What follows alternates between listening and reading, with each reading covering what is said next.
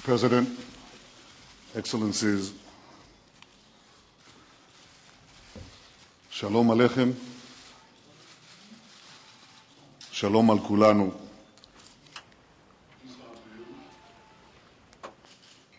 Peace unto us all.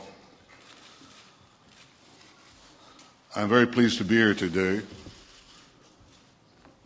to begin our common effort to achieve a lasting peace between Israelis and Palestinians. I want to thank you, President Obama, for your tireless efforts to renew this quest for peace. I want to thank Secretary of State Hillary Clinton, Senator Mitchell, the many members of the Obama administration, and Tony Blair, who've all worked so hard to bring Israelis and Palestinians together here today. I also want to thank President Mubarak and King Abdullah for their dedicated and meaningful support to promote peace, security, and stability throughout our region. I deeply appreciate your presence here today. I began with the Hebrew word for peace, shalom. Our goal is shalom. Our goal is to forge a secure and durable peace between Israelis and Palestinians. We don't seek a brief interlude between two wars. We don't seek a temporary respite between outbursts of terror. We seek a peace that will end the conflict between us once and for all. We seek a peace that will last for generations.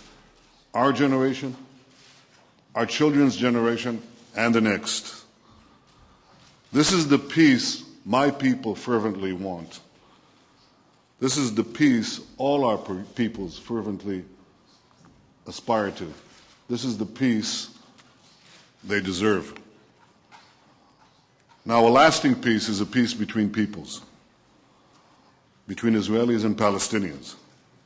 We must learn to live together, to live next to one another and with one another. But every peace begins with leaders. President Abbas, you are my partner in peace. And it is up to us, with the help of our friends, to conclude the agonizing conflict between our peoples and to afford them a new beginning. The Jewish people are not strangers in our ancestral homeland, the land of our forefathers. But we recognize that another people shares this land with us. I came here today to find an historic compromise that will enable both our peoples to live in peace, in security, and in dignity. I've been making the case for Israel all of my life. But I didn't come here today to make an argument. I came here today to make peace. I didn't come here today to play a blame game where even the winners lose. Everybody loses if there's no peace.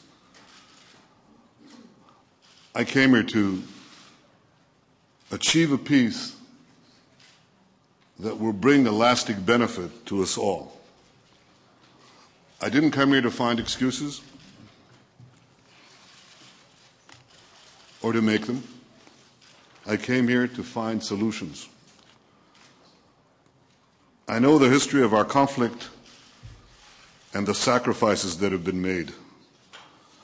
I know the grief that has afflicted so many families who lost their dearest loved ones. Only yesterday, 4 Israelis, including a pregnant woman, and another woman, a mother of 6 children, were brutally murdered by savage terrorists. And 2 hours ago, there was another terror attack. And thank God, no one died. I will not let the terrorists block our path to peace. But as these events underscore once again, that peace must be anchored in security.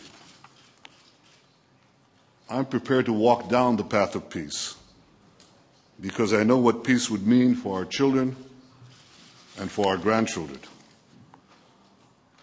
I know it would herald a new beginning that could unleash unprecedented opportunities for Israelis, for Palestinians, and for the peoples, all the peoples of our region, and well beyond our region. I think it would affect the world. I see what a period of calm has created in the Palestinian cities of Ramallah, of Jenin, throughout the West Bank, a great economic boom. And real peace can turn this boom into a permanent era of progress and hope. If we work together, we can take advantage of the great benefits afforded by our unique place under the sun. We're at the crossroads of 3 continents, at the crossroads of history, and at the crossroads of the future. Our geography, our history, our culture, our climate, the talents of our people can be unleashed to create extraordinary opportunities in tourism, in trade, in industry, in energy, in water, in so many areas. But peace must also be defended against its enemies. We want the skyline of the West Bank to be dominated by apartment towers, not missiles. We want the roads of the West Bank to flow with commerce, not terrorists.